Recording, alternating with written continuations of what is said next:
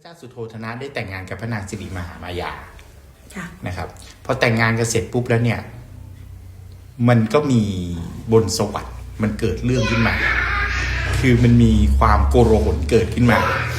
เขาชื่อว่าพุทธโกลาหลพุทธโกลาหลก็คือว่าอีกประมาณ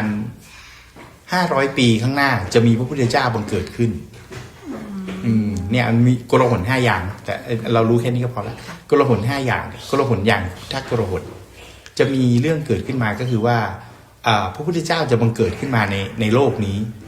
เหล่าเทวดานี่ก็จะประชุมกันเทวดาชั้นอนาคามีนะพรหมชั้นอนาคามีเนี่ยจะลงมาข้างล่างและแปลงเป็นดาบท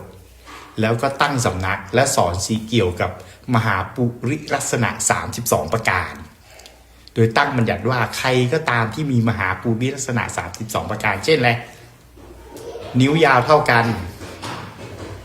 ฝ่ามือเรียบแบนมีรอยจักรบนฝ่ามือที่ฝ่าเท้ามีลูก108 ยางอย่างเงี้ยนะพวกเนี้ยออกมาอันเนี้ยมหาปุริลักษณะ32ประการเนี่ยคนเนี้ยถ้าครองเรือนก็จะได้เป็นพระเจ้ามหาจักรพรรดิถ้าออกบวชจะได้เป็นพระพุทธเจ้า2 อย่างเนี่ยอันนี้มหาปุริลักษณะ32ประการเนี่ยนะพอเสร็จปุ๊บหลังจากนั้นเนี่ยก็ดาบทเราพรหมอนาคามีก็จะสั่งสอน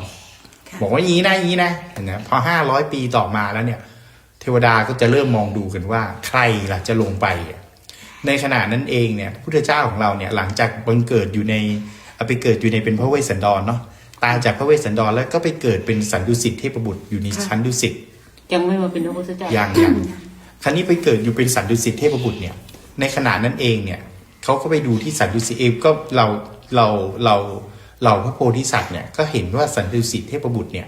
มีปัญจบุพนิมิต5 ประการปัญจบุพนิมิต5 ประการเช่นอะไรภูษาเศร้าหมอง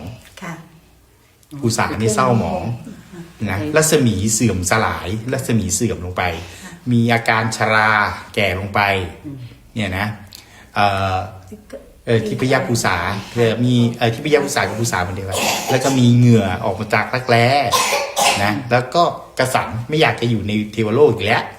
นะครับเพราะเราเบื่อหน่ายกระสันเบื่อหน่ายไม่อยากจะอยู่ในเทวโลกแล้วคราวนี้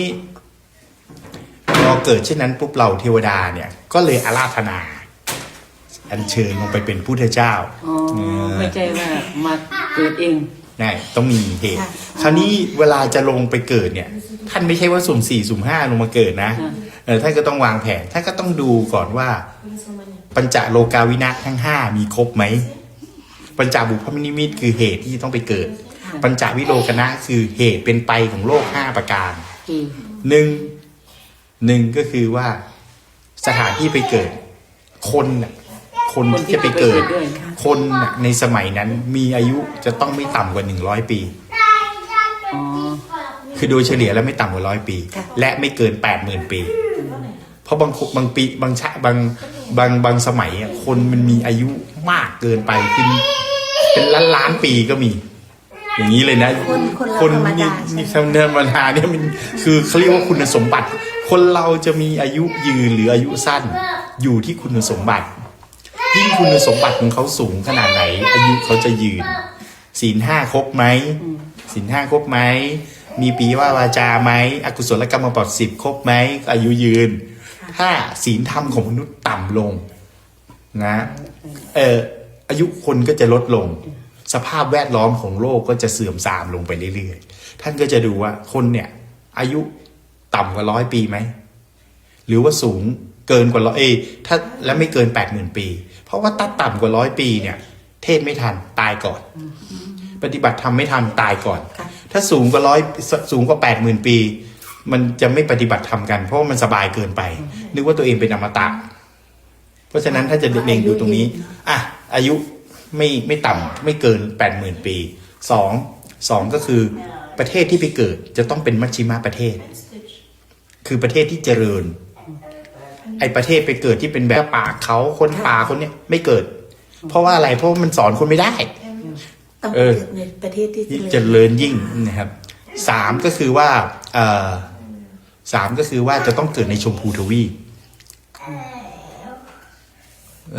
จะเกิดต้องเกิดที่ชมพูทวีปเท่านั้นไม่เกิดที่อื่นตรงเนี้ยพี่ว่า ต้องเกิดในชมพูทวีปเนี่ยเพราะเหตุผลอะไร เพราะว่าแผ่นดินที่เกิดในโลกนี้เป็นที่แรกคือโพธิบัลลังก์ ใช่ไหม โพธิบัลลังก์ก็คือพุทธคยาประเทศอินเดียนั่นแหละ แต่ว่า แผ่นดินตรงนั้นเป็นแผ่นดินแรกของโลกที่บังเกิดขึ้นมา อ๋อ อันนี้ชมพูทวีปนั้น สุดท้ายก็คือมารดาจะต้องเป็นผู้ที่มีศีลบริสุทธิ์สี่โทษทีสี่ก็คือไม่ใช่ชมพูสี่เนี่ยก็คือว่าต้องเกิดในกระสุตระกูลสูง กษัตริย์ก็ได้พราหมณ์ก็ได้ แล้วแต่ว่าวันนะไหน ค่ะ สูง แต่ขอให้เป็นวรรณะที่สูง สูง จะต้องไม่เป็นวันนะต่ำ ค่ะ ทำไมต้องเกิดวันนะสูง เพราะถ้าเกิดวันนะต่ำไอคนที่วันนะสูงไม่เชื่อเรา คราวนี้อันสุดท้ายก็คือมารดาจะต้องมีศีลห้ารักษาศีลห้าบริสุทธิ์ถ้ามีครบทั้งห้าก็ลงไปเกิด ซึ่งก็ครบนะครับ คราวนี้พระนางสิริมหามายาเนี่ยตอนกลางคืนจะฝันว่ามีเทวบุตร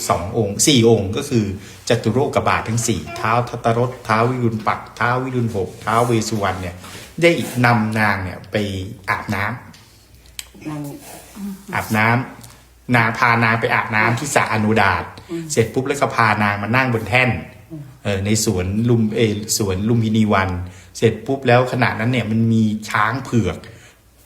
งวงจับดอกบัวอยู่ ค่ะ วนรอบ3 รอบแล้วก็ทำท่าจะเข้าไปในอุทธรก็ตกใจตื่น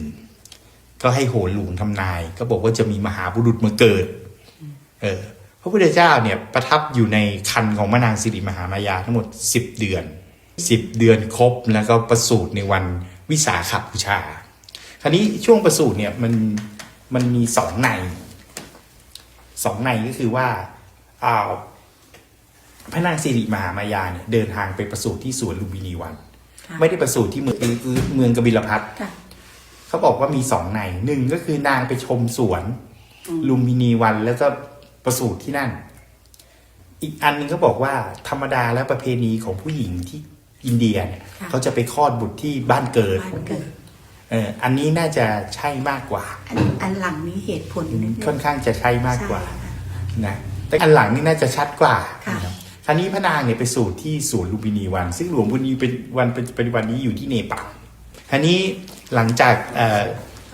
เขาเรียกว่าประสูติเนี่ยประสูติที่นั่นพระนางประสูติอยู่ที่สวนลุมพินีวัน ในท่ายืนนะ ค่ะ ยืนเหนียวพระกาศเหนียวที่ใต้ต้นลัง ค่ะ ต้นลังเนี่ยมีความสำคัญมาก เพราะว่าเป็นที่ประสูติและดับขันธปรินิพพาน แล้วต้นรังนี่สมัยนั้นเขาเรียกว่าต้นอะไรคะ มันชื่อว่าสาระ สาระ สาระคือต้นลังก็คือสาระเนี่ยต้นเดียวกัน พระพุทธเจ้าประสูติใต้ต้นลัง และดับขันใต้ต้นลังคู่ ค่ะ อันนี้ตดปู่พอตอนประสูติเนี่ยเขากล่าวกันว่าพระนางประสูติเหนียวด้วยพระกรขวายืนประสูติพอพระราชโอรสเนี่ยออกมาจากพระครรภ์เนี่ยก็มีเทวดาทั้ง4 องค์เอาแห่ทองคำมารับ หลังจากนั้น แห่ทองคำใช่ไหม แห่ทองคำมารับ แล้วก็มีน้ำร้อน แล้วก็น้ำเย็นประสาท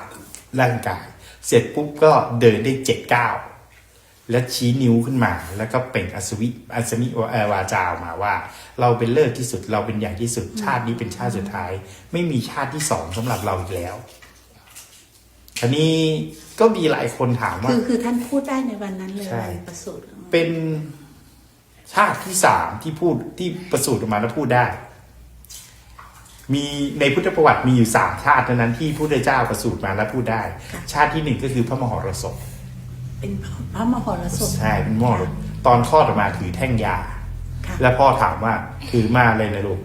ถือยาจะพ่อหรือยาจะพ่อเนี่ย ชาติที่2ไปเกิดเป็นพระเวสสันดรพอคลอดออก สั มา นดรนี่ถ้าคลอดออกมาก็พู พู ด ด ได้ ได้ เลย สิ่งแรกที่ถามคือบ้านเรามีฐานะอย่างไร แม่ก็ถามว่าทำไมล่ะลูกแค่อยากให้ทานอุ้ยบ้านเรารวยให้เลย และชาติที่3ก็คือพระพุทธเจ้านี่เองตอนเป็นเจ้าชายจินนถาเนี่ย ค่ะ มี3 ชาติที่กล่าวในพุทธประวัติเท่านั้นที่พูดได้ ค่ะ แล้วก็เดิน7 ก้าวตีความหมายก็คือว่า แต่เดิน7 ก้าวนี่คือชาติสุดท้ายใช่ไหม ใช่ ชาติที่เป็นเจ้าชายจินนถานี่แหละ ค่ะ คราวนี้เขาก็ตีความหมายกันก็ว่า ที่มีแห่ทองคำเนี่ยก็คือว่าพุทธเจ้าประสูติมาเนี่ยเกิดมาเนี่ยชีวิตจะมีแต่คนนับหน้าถือตามีคนอุปถัมภ์ ทาท ค อง วาม ค หมายของแห่ทอง ทอง คำ คำ ใช่ไหมคะ ำมีน้ำร้อนประสานร่างก็คือว่าบอกว่าชีวิตเนี่ยจะต้องลำบากในการทำบำเพ็ญทุกขกิริยา6 ปี มีน้ำเย็นลงมาก็คือว่าจะมีความสุขสบายกายในชีวิตของคารวะและหลังจากตรัสรู้แล้วเนี่ยนะ หลังจากตรัสรู้แล้วใช่ไหมคะ เสร็จปุ๊บแล้วเดินได้7 ก้าวนี่คือเผยแผ่ไปไกลถึง7 ทวีปเนี่ยอันนี้ก็คือถอดออกมา ค่ะ เด็กก็จะถามว่าคนที่ไหนเกิดออกมาแล้วก็พูดได้ คนที่ไหนเดินได้เลย ค่ะ อาตมาก็จะบอกว่าเคยเห็นปลามันออกจากไข่แล้วมันฝึกว่ายน้ำหรือเปล่าล่ะ ปลามันต้องไปฝึกว่ายน้ำไหมมันว่ายน้ำได้เลยใช่ไหม ว่ายน้ำได้เลย เลยใช่ไหมล่ะอย่างเราอยู่อย่างเก้งอย่างกวางอย่างวัวเนี่ยมันคลอดออกมาปุ๊บมันต้องไปหัดเดินไหม ค่ะ ไม่หัดนะ มันถึงปุ๊บมันก็สลัดขาแล้วก็เดินได้เลยเห็นไหม ค่ะ ใช่ เหมือนเดียวกัน นี่เป็นเขาเรียกว่าเป็นวิสัยของพระโพธิสัตว์ที่ชาติสุดท้ายแล้วก็จะเป็นเช่นนี้ เหมือนกับพระอรหันต์ชาติสุดท้ายแล้ว ไม่มีใครทำอันตรายหรือฆ่าพระอรหันต์ลงได้ นี่หลังจากนั้นเนี่ยพุทธเจ้าก็เขาก็รับตัวพุทธเจ้าไป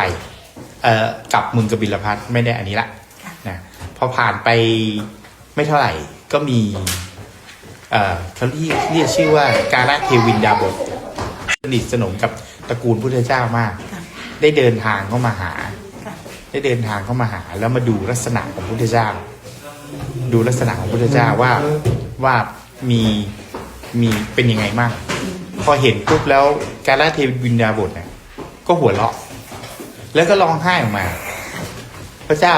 สุโธทนะเขาแปลกใจอ่ะเกิดอะไรกับลูกเราหรือเปล่าบอกว่าไม่ได้เกิดอะไรกับลูกท่านหรอก เพียงแต่ว่า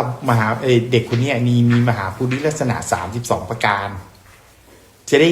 เป็นกษัตริย์ หรือไม่ก็จะเป็นพระพุทธเจ้าในอนาคตการด้านหน้า เราจึงได้หัวเราะออกมา